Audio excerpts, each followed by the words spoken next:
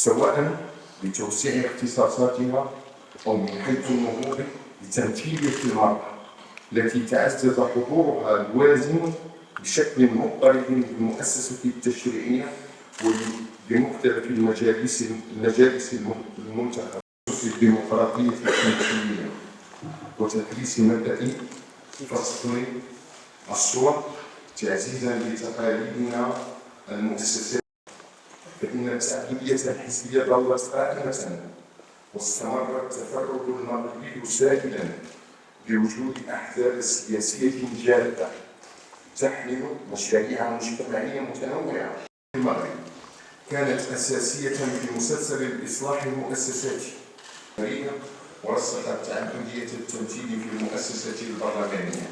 كانت مناسبة حضرت فيها الرسالة الملكية، كانت رسالة حاملة لمجموعة ديال الرسائل لمن يهمه الأمر أساسا الفاعل السياسي. طبعا سيدنا اكد على واحد المجموعه ديال النقاط على المقاربه التشاركيه، لانه فعلا كان هذا نهج ديال سيدنا اللي كان منذ توليه العرش كان يعني فتح المجال لمناقشه كل القضايا المجتمعيه وفي اطار تشاوري تشاركي، وبالتالي فوقف على نقطه اخرى على مستوى البرلمان اللي هي النقطه ديال العرائض اللي كتعطي واحد الفرصه يعني للمواطنين لصنع القرار وربما التاثير على القرار. تحدث على الاحزاب الجاده الحامله لمشاريع مجتمعيه اللي دائما كما كنقول ما كتختزلش الاحزاب اللي ما كتختزلش العمل ديالها فقط في برامج انتخابيه، يعني في سقف الانتخابات او الاستحقاقات الانتخابيه، وانما عندنا مشروع مجتمعي يؤسس لمجتمع يعني متوازن متكامل كتوازن، يعني تتكافئ فيه الفرص وتتساوى فيه الحظوظ. هذا ايضا على النخب الكفء، لان طبعا فاش كنتحدثوا على التشريع ما يمكنش نغيبوا الجانب ديال الكفاءه، لان التشريع هو انتاج قوانين، وانتاج القوانين يؤثر في الحياه يعني ديال المواطنين، لان النائب البرلماني ماشي هو اللي غادي يجيب القنطره او غادي يجيب الطريق او غادي يجيب الماء او غادي يجيب الضوء،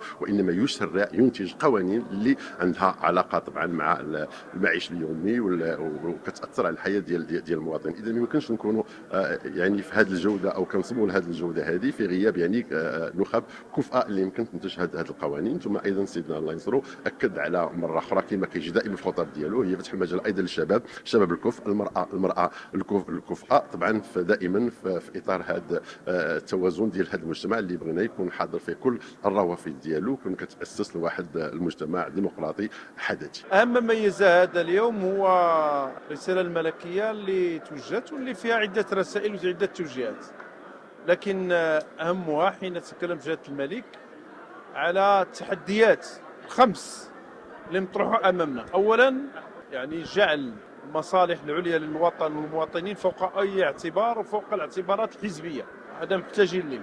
ثانيا حين تكلم على التخليق وعلى مدونه السلوك، وعلى ان خص يكون واحد المدونه ديال السلوك اللي هي ملزمه ويعني قانونيه تهم المجلسين. كذلك حين تكلم على النخب السياسيه والبرلمانيه والمنتخبه اللي خصها تكون في مستوى هذه التحديات، ثم الشباب والنساء اللي خصهم يكون بنسبة أكبر في هذا المجلس. نحن في حاجة إلى التفعيل ديال هذه التحديات اللي تكلم عن جلالة الملك، سواء ما تعلق بالصالح العام أو ما تعلق بالتخليق والمدونة أو ما تعلق يعني بالنخب السياسية والنخب المنتخبة. فهذه كلها أمور تحتاج منا إلى التفعيل حقيقة في البرلمان حاليا. اليوم كنا في لحظة احتفال بالذكرى 60 لتأسيس مجلس للبرلمان المغربي.